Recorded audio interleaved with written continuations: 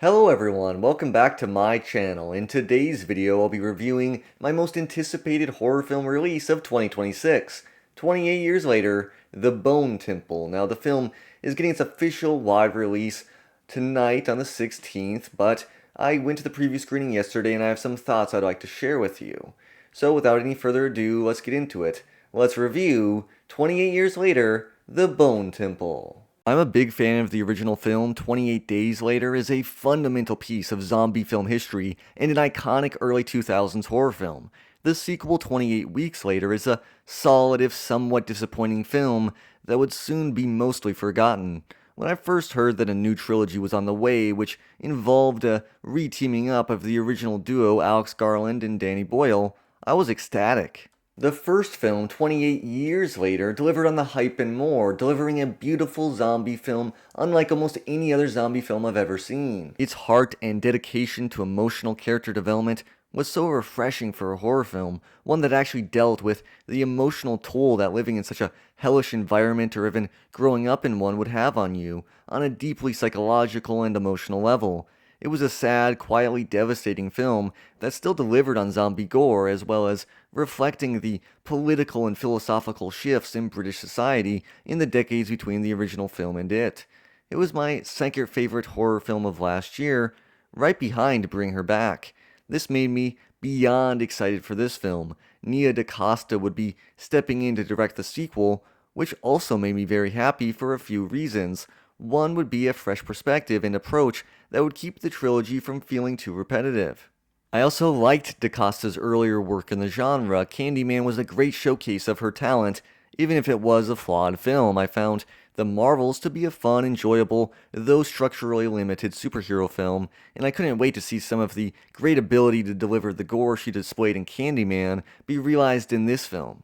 The film starts by following our protagonist from the first film, Spike, a young boy away from his home on a journey of self-discovery, a coming-of-age story, one that has quickly devolved straight into a hellish pit of misery. We open in an empty, abandoned water park as Spike is fighting to the death for the privilege of joining a Satanist murder cult. This stark, brutal opening is carried with us. Spike is trying to maintain his sanity, to keep his humanity in such a brutal world. All he wants is to go anywhere but there, but he can't escape. He's stuck on this quarantined island with the rest of them, his birthright. We get some brutal gore early and often throughout the film, extended torture sequences, brutal kills, but little zombie violence. It explores the oldest cliche of zombie entertainment. Maybe it's the humans that are the real monsters. This can be a boring and repetitive attempt at pseudo-intellectual posturing and vapid commentary, but what we get here is so much different. We care so much about these characters, and the writers are so aptly able to develop this small slice of hell in such a way that is then fully realized by the steady hand of DaCosta, that what we get is worth so much more than 100 generic zombie movies put together. This depth is helped by the excellent acting on display. Ralph Fiennes pours himself into the role, giving us so much to observe and appreciate in all the small details and humanity he brings. Jack O'Connell is deranged as hell in this film, giving yet another iconic horror villain performance after he was excellent in Sinners last year.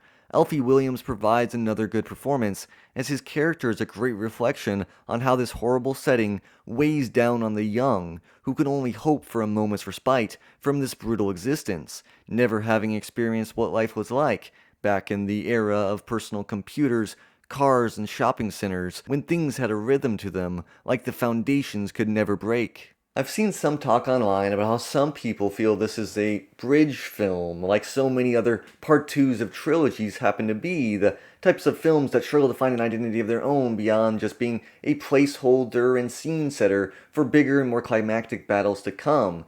I strongly disagree with this assessment. I love that they take a more restrained approach to this film, looking at big concepts through the lens of everyday people who experience them. We don't get a taste for how the people outside are taking all this, nor do we get to see many people on the inside of it. Instead, everything is slowed down. We are forced to take it a moment at a time. This forces the slow, painful character development for Spike, his reckoning with the torture he is witnessing, to settle in on all of us. We don't get an escape. We have to find our own small moments of respite, like the characters. Every small moment of humanity is a gift to cherish, soon to be spoiled by a sudden dash of violence.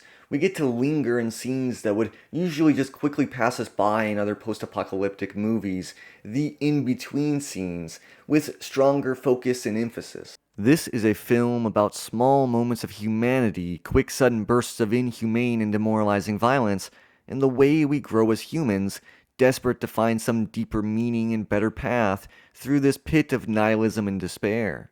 I find this makes the sequel a continued breath of fresh air for the genre, and clearly, if you understood and appreciated the first film, then something like this makes sense and is able to stand on its own.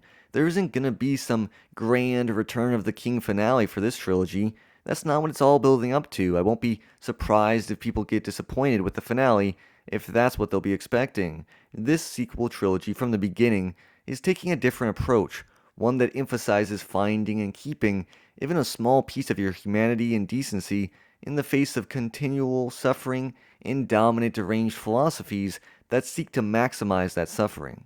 The gore is awesome, but so are the scenes with Dr. Kelson and Samson, moments of finding common ground, of shared humanity with something that's become so deranged by the rage and hatred of the world, of finding a cure, a sliver of hope, one that would make Dr. Kelson's life worth it, one that had meaning. If you save one life, you save the whole world. It makes the ending bittersweet, one that hits all the right notes. It delivers on the themes of the film and makes this something beyond a filler episode or bridge to something greater. 28 years later, The Bone Temple is a great film, point blank. Not just great for a zombie film or a great horror film, but a great film, one that I'm sure I will continue to think about for years to come. This will definitely be a strong contender for Horror Movie of the Year for 2026 for me, and I'm sure countless others. If you loved 28 Years Later, I'm sure you'll love this one too. This is a film that looks deep into humans in both their best and worst sides, their beautiful appreciation for human connection, fueling a fight for a better world and a protection of the most vulnerable, alongside our capacity for the most dehumanizing, horrifying violence enacted against those same vulnerable people. I love this film, and I think you will too, so go and watch 28 Years Later, The Bone Temple. It's what movies are meant to be. Thank you so much for watching all the way to the end of the video. If you enjoyed the video, please don't forget to hit like, subscribe, and ring the bell for notifications every time I drop a new video. Again, thank you so much for watching, and I'll see you next time.